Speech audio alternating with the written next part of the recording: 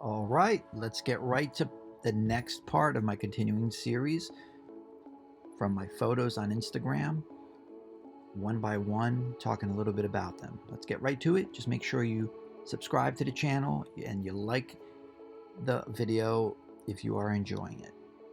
Also, go on to Instagram and follow me there, Schroeder Photog. Let's get right to it.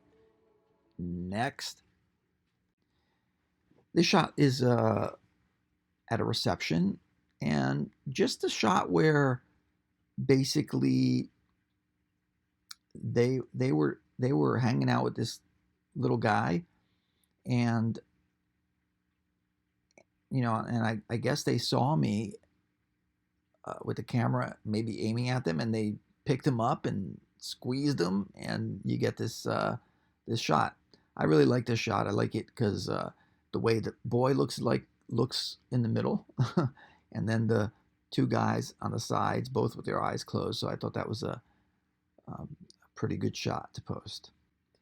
All right, so this shot, what happens here is at some point in the evening time, I like to go outside and see if there's anything interesting happening with the light, with the sky, anything that will, I think, look good for a photo.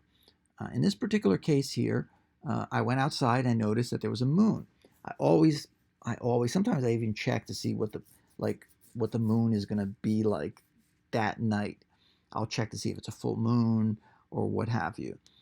And because I know that every once in a while I will use that in a photo. And in this case, it was a perfect situation.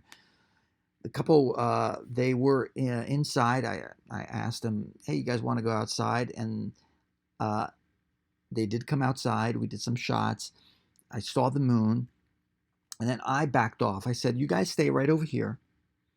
Just stay right over here. I'm going to go all the way back over there. I want to do a wider shot.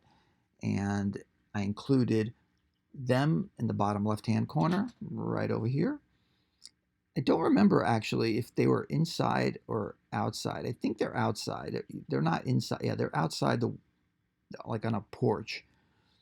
And then the moon right here on the top right. So you got to, have to get your settings right to be able to see the moon and a little bit of the sky. Another little detail is for these type of shots, I like to go out there when it's not totally pitch black, the sky. This is well after sunset, but it's minutes away from this turning totally black. So the fact that there's still some blue in the sky separates it from the shadowed trees. So you have in this photo the moon, you have a dark blue sky, you have the silhouette of trees, and then you have the silhouette of the couple in front of this window with the indoors lit. So you get everything well defined in a way. So that's how I made this photo, and that's why I go out there at night to see what's happening with the sky, with the light, and everything else. Next. Now, this photo is something that doesn't happen very often. And I actually asked um, in a wedding group recently about this situation, the cake cutting and smashing the cake in your spouse's face. Would you do it? Do you do it? Did you do it? And the answer was mostly, oh, hell no, I will not do this. I do not want this done to me. I paid too much for the hair, too much for the makeup. So it was like 9 out of 10, if not more, that said, I would not want this done. But in this case here, at this wedding, it was done. And again, as a photographer, you have to be ready for everything and anything. I don't ask them to do this. I don't direct them on what to do. But they did it, and I was ready to take the photo. And one thing that I like a lot about this shot is, besides his expression, it's I'd like that her hand is in the angle that it's at. It's the cake was just thrown, you know. So I like that, and I also kind of like that she is not in it. You really focus on the hand and the cake on the face and his face. But you have to be ready. You have to uh, be ready for any of these moments because they happen really quick. Next. Okay. This shot is probably one of my favorites of mine. I like it for the simplicity. I like it for the, I don't know if negative space is the right word for it, the empty space. I like that so little information on this photo. There's so little. If you block the the bottom, if you block this little area here with your finger, you see nothing but empty space, right? Yet I feel that it just works great. I just really love it. And this was a photo that we were at, like some country club. I think it was a golf course country club. And I had asked them to go up to the top of the hill for a photo. So my intention wasn't necessarily this shot, but once I saw them going up the hill, I was like, I just took the photo. Then later on, when they were up on the hill, I took photos of them, and I took photos of their wedding party with them, and they were good, but this was a shot that I felt was the best of the bunch, and just really like it. Just loved that you could see a little bit of the hill right here, and that they're right there in the middle, and just love this shot here. Let's take a look at a couple more. And this group shot here is in Weehawken, New Jersey, right across the river from New York. If the camera was pointed in the other direction behind me, you'd see New York City.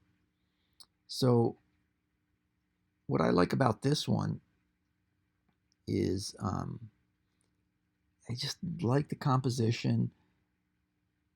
I like that because group shots, and this was not a posed group shot, they were walking, but something about it, the composition, the umbrellas, the way they're all positioned, the expressions on some of their faces, I think just really works really nice.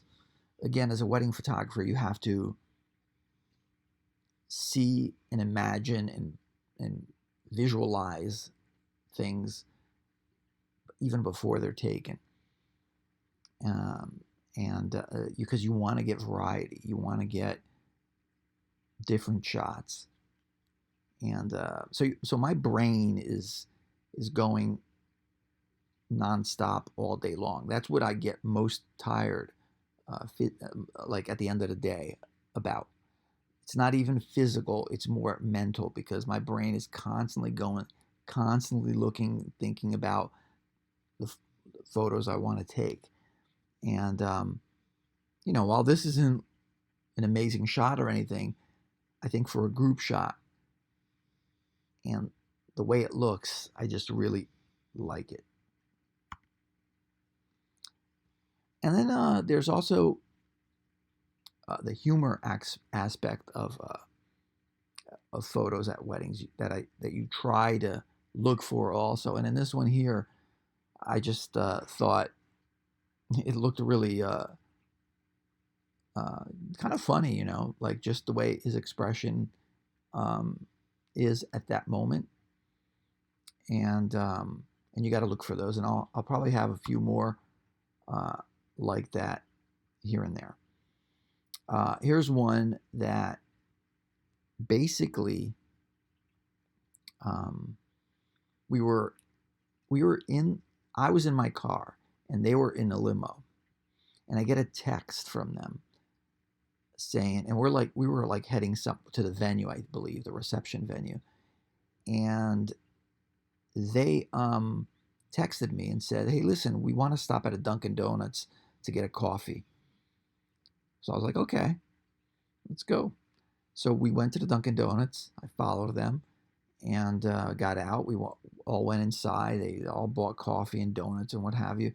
And I saw this wall in the back where it's like, as you can see here, it's these characters like, I don't know, construction worker, whatever, all walking out with their coffee.